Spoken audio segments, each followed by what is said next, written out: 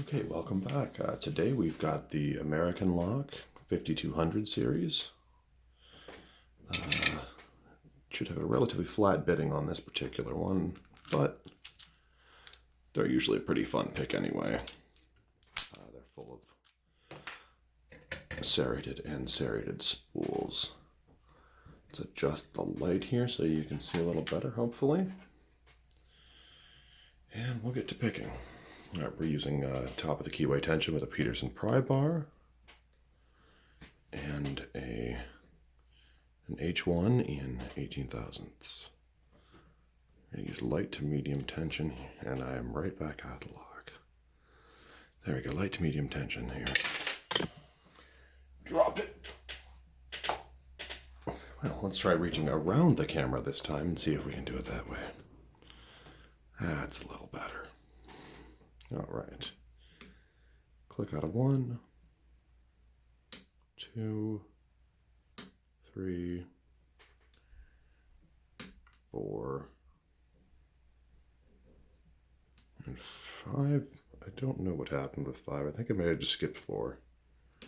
Second click out of 1. Part in the back. 5 feels pretty good.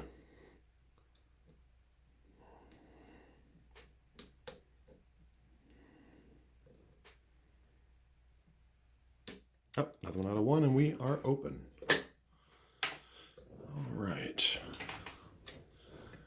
Let's get this out of the vise and do a quick gut, and we'll see what's inside.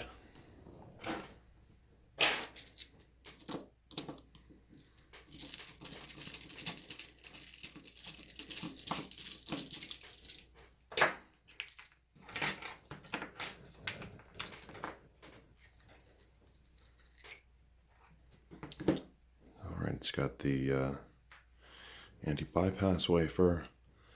We're going to lock it back up because we do have a key.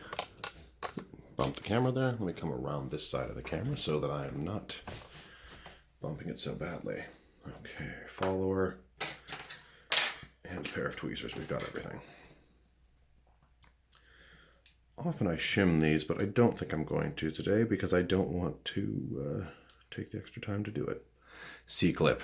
Right. Let's pop the C-clip off. I just use the tweezers, which tends to work well enough. I'm not using my Sparrow's pinning tweezers today because I don't think they work especially well, at least mine don't, on the smaller American and Master style pins. I suppose I could sand down the tip of them. We've got what's standard in most American locks, 6-pin core with 5 pins in it. I had one I used to use in a storage unit where I pinned up the 6th. But I don't think it really did much of anything in terms of security because I think it turned out to be a zero lift pin. Okay. From the front. I'll try to do this so you can see it here.